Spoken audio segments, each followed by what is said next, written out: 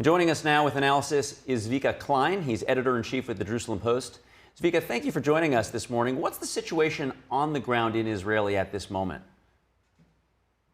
Hi, good morning, Carrie. So here in Israel, the Iranian missile attacks are continuing, but in a very a lot smaller amount of attacks towards Israel. And at the same time, Israeli military, Israeli Air Force has been going back and forth since Saturday morning. The airplanes literally come back to Israel, get their fuel and technicians, and they go back and to do special missions. And I think what we see in the footage now, or recent footage from the IDF showing bombing what the IDF thinks to be a bunker where assumably many senior IRGC officials were living or hiding. And Zvika, I want to get a sense for the Israeli people at this moment. In America, it would seem, if you just flip through the TV stations, that support for this war falls, unfortunately, more around party lines. I want to get an understanding of the viewpoint of the Israeli people. Are they, is there a spectrum of ideas, or is there broad support for this operation?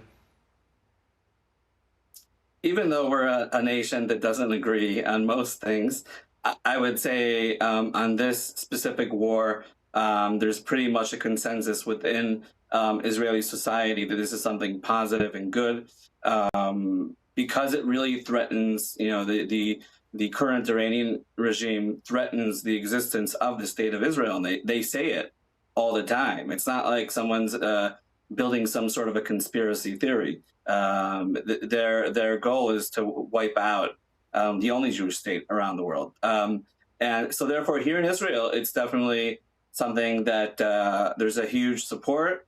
I'll say even more so that people both on the conservative and on the liberal side, appreciate President Donald Trump. His ratings in Israel are a lot higher than they are in the U.S. Yeah, that's an interesting viewpoint. And I think that what you shared about the Israeli people, from what we've seen, at least overseas, the Iranian people seem to be very much in support of this. From your vantage point, how is the war progressing at this moment? You had mentioned some key strikes that had taken out some of the regime leadership. Where are we at this point in the operation? Right. So there were a number of a series of attacks since Saturday morning that begun really with eliminating the leaders and the leadership, the supreme leader Khamenei. That was on Saturday morning, and then since then there have been attacks on ammunition factories and on bases of the IRGC. And at the moment, they're continuing to try and eliminate the ballistic missiles from being sent towards Israel for almost a week now, where Israelis are going in and out of bomb shelters.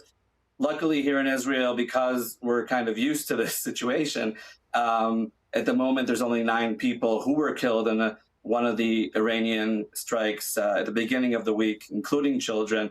But the morale in Israel is very cautious, but positive, because we actually see the Middle East changing before our eyes in a way that we think is good for the West and good for Israel. Yeah, and our condolences, of course, for that strike that did take out civilians in Israel. Of course, Israel and the U.S.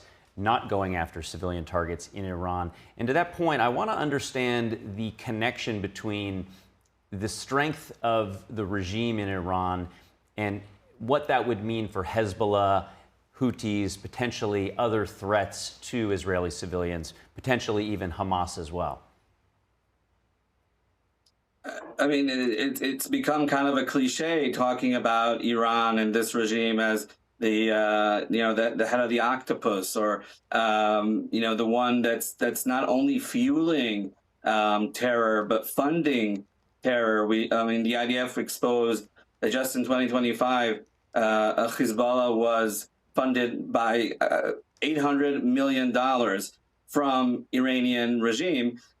When you have a country there that people are, the economy is very bad and people are hungry for food, and they were spending this money on terror. So definitely when this regime falls, and hopefully that will happen in the very near future, that will have an effect on all the proxies, because the proxies are not as strong and as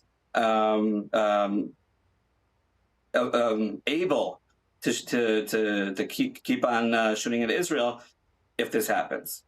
And Zvika, just in our last 30 seconds, what would you want Americans who may not have the same perspective as Israelis to understand about what's taking place? I think that this is very much an American concern. Iran threatens the U.S. every day. They speak, they'll burn the American flag. They try and sabotage and educational institutions in the United States, as well as terror. So there's so many elements that have an effect on the Americans, even though you don't feel it in your day-to-day life like we do here in Israel. It's something that really much is in the interest of the United States. Well, Zvika Klein, thank you for sharing your insights. Shabbat Shalom. Thank you. Shabbat Shalom, Kerry.